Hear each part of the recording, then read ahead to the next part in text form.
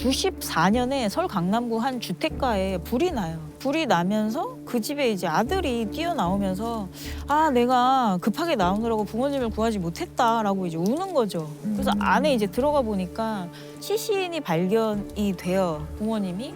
그런데 형사들이 처음부터 이상하게 생각했던 것이 이게 그 화재 현장인데 시신에 그 칼이 찔린 상처가 너무 많았고 현장에 피가 굉장히 많았던 거예요. 그래서 이거는 단순 화재 사건이 아니고 살인 사건이다라고 생각하고 부모님 주변의 어떤 원한 관계나 이런 걸 중심으로 수사를 시작했는데 결정적으로 어떤 제보를 받게 되냐면 박한상이 화상 치료를 받으러 다니던 이제 병원의 간호사 분께서 여기 박한상 머리에 피가 좀 많이 묻어 있더라. 그래서 화상을 당해서 왔는데 왜 피가 묻어 있을까 이런 생각을 했다라고 형사분한테 제보를 해주시고 또 다른 이제 제보가 들어온 게 박한상의 발목에 이렇게 물린 듯한 치흔이 있다. 그래서 그 치흔이 뭔지 이제 결국 살펴보니까 아버지의 치흔이었던 거예요.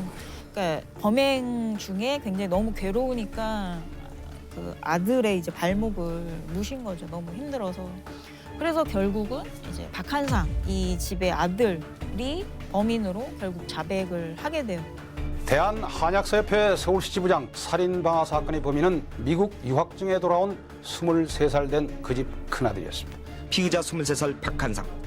점퍼를 뒤집어 쓴 이 젊은이가 바로 부모를 살해하고 집에 불을 질러 완전 범죄를 노린 장본인입니다. 범행에 이른 어떤 과정이나 그 배경 특성을 보면 이 집이 거의 굉장한 자산가 집안이었다고 해요. 그래서 대학에 갔는데 유흥가만 돌아다녀서 결국은 이제 외국, 미국에 LA로 이제 유학을 보내는데 또 거기서도 라스베가스 다니면서 도박하고 뭐 차 필요하다고 몇 천만 원 받아서 그걸로 또 그러니까 그런 식으로 계속 돈을 받아서 탕진을 하고 다니니까 결국 이제 들어와라 집으로. 그래서 이제 한국에 들어와서 아버지가 호적 파가라. 너는 아무것도 못하는 놈이다라고 이제 혼을 내신 거죠. 그랬더니 이제 박한상이 내가 부모님을 살해하면 빚도 갚고 그리고 이제 유산도 상속을 받을 수 있겠구나라고 생각을 했다는 거예요. 미국에서 이른 돈과 향락을 되찾기 위해 국내로 들어온 뒤에도 사채를 빌려 쓰는 등 박군의 방탕 행각은 계속됐고 급기야 부모에게 들켜 미국 유학을 중단시키겠다는 말을 듣자 살해를 결심하기에 이릅니다. 아버지 어머니가 안 계시면요 제가 최선을 마음대로 할 수 있다고 생각해요. 범행 3일 전에 미리 칼하고 휘발유 이런 걸 사서 차고에 숨겨놔요. 범행 당일에 피가 튈 걸 예상하고 옷을 다 벗고 부모님이 주무시는 방에 들어가요.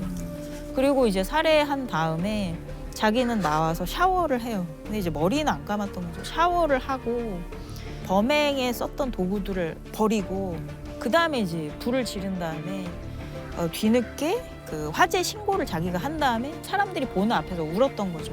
내가 부모님을 차마 미처 구하지 못했다라고. 진짜. 야, 이건 사실 그 존속 살해에서 이 정도로 계획적인 범죄는 드물거든요.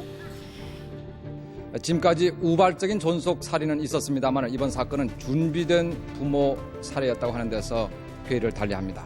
한상군이 범행의 호기로 생각한 것은 가족 모두가 잠든 지난 18일 밤 11시쯤 한상군은 미리 준비한 흉기를 들고 부모가 잠든 안방에 다가갔습니다. 언제나 자신에게 사랑으로 대했던 어머니를 먼저 난자한 뒤 대항하는 아버지마저 50여 차례나 찔렀습니다. 아버님은 좀 심한 저에 대한 질타 그런 게 일단 기본적인 원인이 됐다고 생각을 하고요. 어느 정도였냐면 무려 30년 동안 사형수를 면담하신 어떤 교화위원 선생님이 박한상은 포기했다. 그러니까 박한상을 6년 상담을 했는데 여전히 범행을 부인하면서 자기가 한 일은 생각하지 않고 빠져나갈 궁리만 하더라.